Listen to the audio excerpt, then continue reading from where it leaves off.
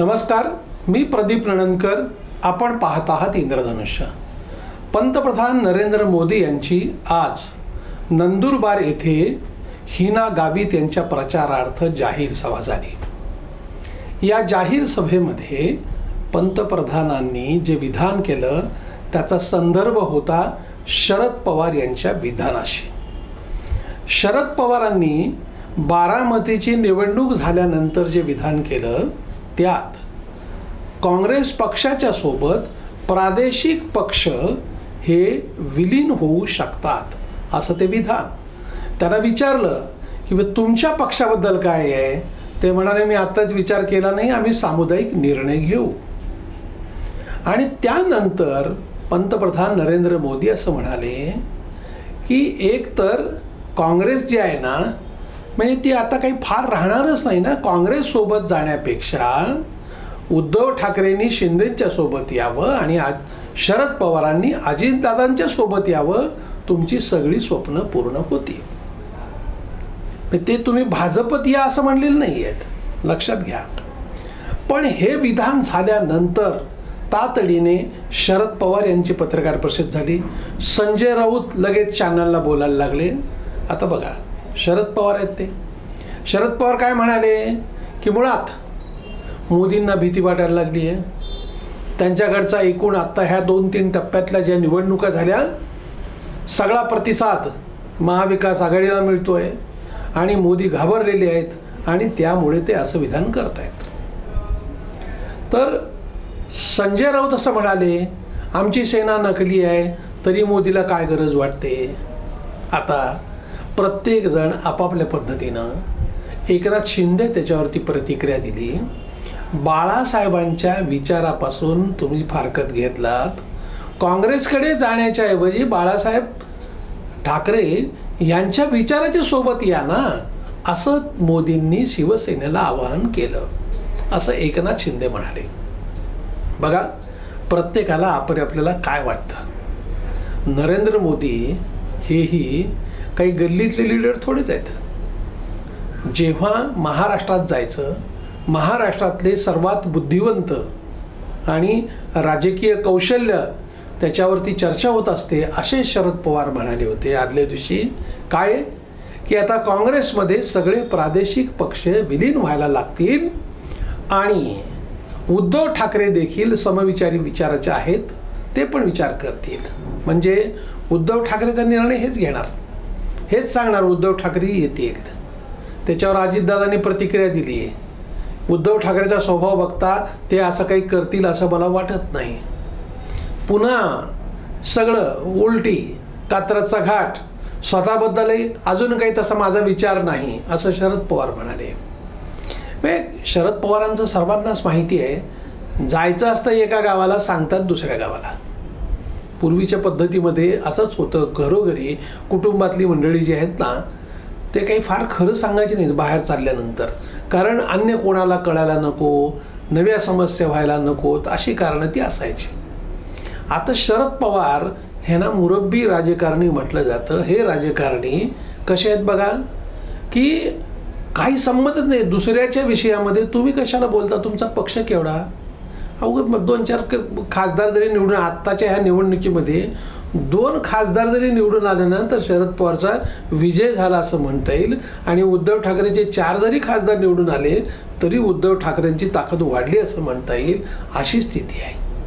आणि हे बोलायला लागले, मोदींच्या पायाखालची वाळू घसरायला लागली आहे म्हणून ते असं विधान करतायत.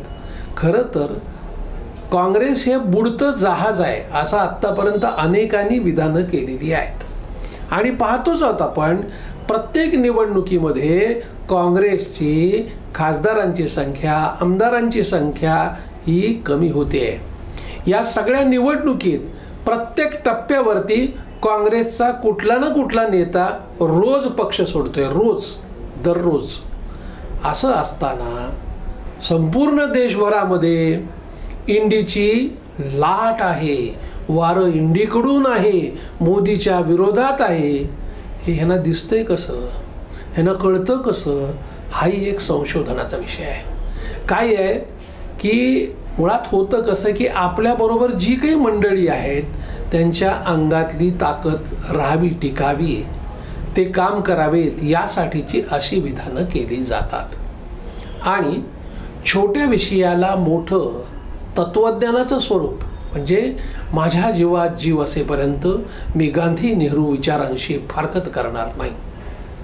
मग पुलतचं काय होतं साहेब? त्यावेळेला काय झालं होतं? मुख्यमंत्री पदाची खुर्ची दिसली की निघाले. तुम्ही आत्तापर्यंत 2-3 वेळेला काँग्रेस सोडली, पुन्हा काँग्रेसमध्ये गेलात, असं जे सगळं चाललंय. आणि आता सुप्रिया सुळेची तुम्हाला व्यवस्था करायची आणि त्याच्यासाठीच हे विधान आहे. बाकी तुम्हाला काही पडलेलं नाही आहे. सुप्रिया सुळेचं पुनर्वसन नीट व्हावं यासाठीच हे विधान आहे की आता आगामी काळामध्ये काँग्रेसमध्ये प्रादेशिक पक्ष विलीन होतील. आणि आता तुम्ही हा विचार बोलल्यानंतर यात दुसरी एक गोम आहे. अजितदादा काय करतील? हे जर राष्ट्रवादी, शरद पवारांनीच, आता आमच्यात काही फार मतभेद उरले नाहीत, मग ही राष्ट्रवादी जर विलीन होणार असेल मग अजितदादा काय करतील? अशा सगळ्या खेळी आहेत. हे एका वाक्याचे अनेक अर्थ निघत राहणार, लोक त्याच्यावरती काथ्याकूट करत बसणार, यासाठीचा विषय आहे. पुन्हा हे सांगायला मोकळे, मी तत्वाचा माणूस आहे, कधीही तत्व सोडून वागणार नाही, शेवटपर्यंत माझं हे असंच राहील. आणि कोणी काही जरी मला म्हटलं तरी मी विचारांशी तडजोड करणार नाही. म्हणजे हे कोणाचं, एखादा कम्युनिस्ट कार्यकर्ता ज्याला निष्ठावान म्हटलं जातं, तर त्यांचंही काही राहिलं नाही. रशियातच कम्युनिस्ट राहिले नाही तर आपण पाहतो आहोत.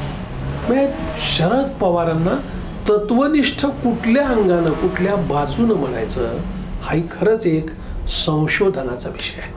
हा एक सातत्याने लबाडी करणे हे तत्व शरद पवारांनी पाळलेलं आहे. त्याबद्दल सॅल्यूट दिलाच पाहिजे. प्रत्येक वेळेला समोरच्या माणसाला कात्रजचा घाट दाखवायचा आणि हे राजकारण असंच असतंय हे सांगायचं, हे तत्व त्यांनी पाळलंय. असे तत्वनिष्ठ नक्की आहेत. काय तत्व कोणती आहेत हे पण एकदा फायनल व्हायला पाहिजे ना.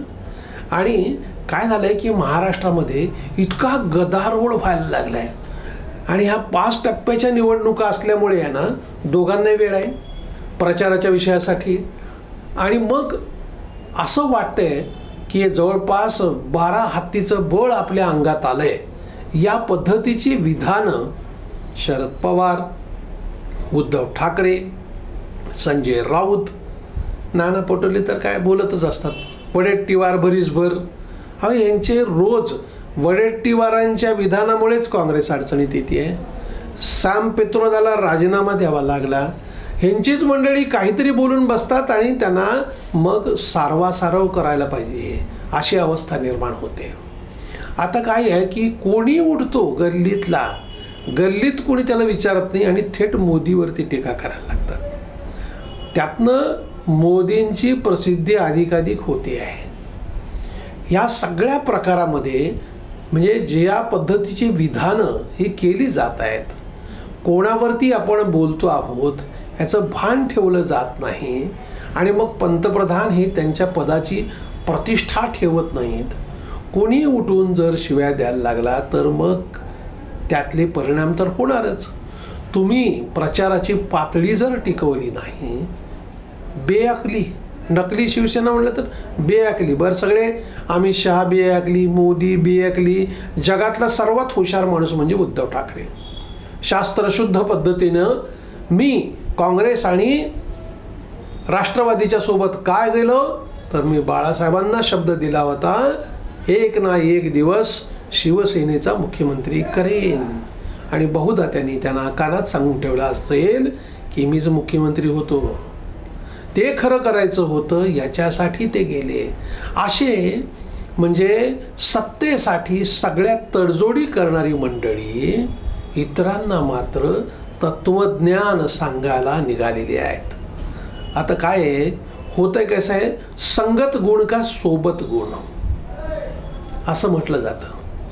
आणि त्यातच शरद पवारांच्या बरोबर राहिल्यामुळे आणि सातत्याने संजय राऊतांचा सहवास अधिक वाढल्यामुळे उद्धव ठाकरे हे दिवसेंदिवस त्या अर्थाने प्रगल्भ होत आहेत आणि मग त्यातून हे अशी विधानं करतायत। निवडणुकीच्या काळामध्ये सगळ्या गोष्टी ह्या अशाच होत राहणार।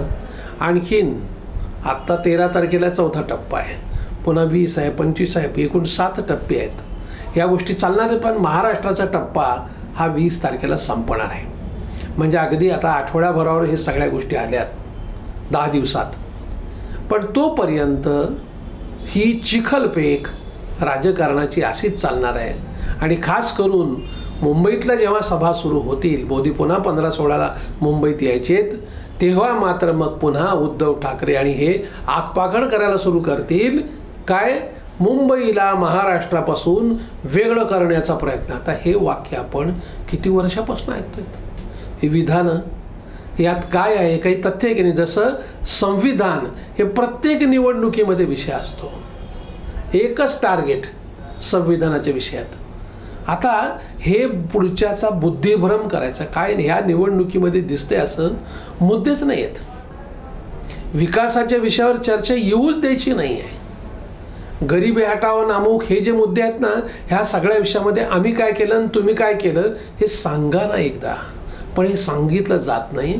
जे मुद्दे नाहीत, जे विषय नाहीत, अशाच विषयावरती चर्चा होत असते, विषय भरकटवले जातात, एकूणच मतदारांची दिशाभूल केली जाते आणि त्यातूनच शरद पवारांनी काँग्रेसमध्ये प्रादेशिक पक्ष विलीन होतील हे वाक्य उच्चारल्यामुळे त्याला काउंटर म्हणून मोदी असं म्हणाले की अहो काँग्रेसमध्ये कशाला जाताय, तुमचे जे मूळ विचार आहेत ना त्यांच्याबरोबर राहा। म्हणजे बाबा रे, तुमचं जे भांडण होतं ना ते मिटवा आणि तुमचं घर एक ठेवा।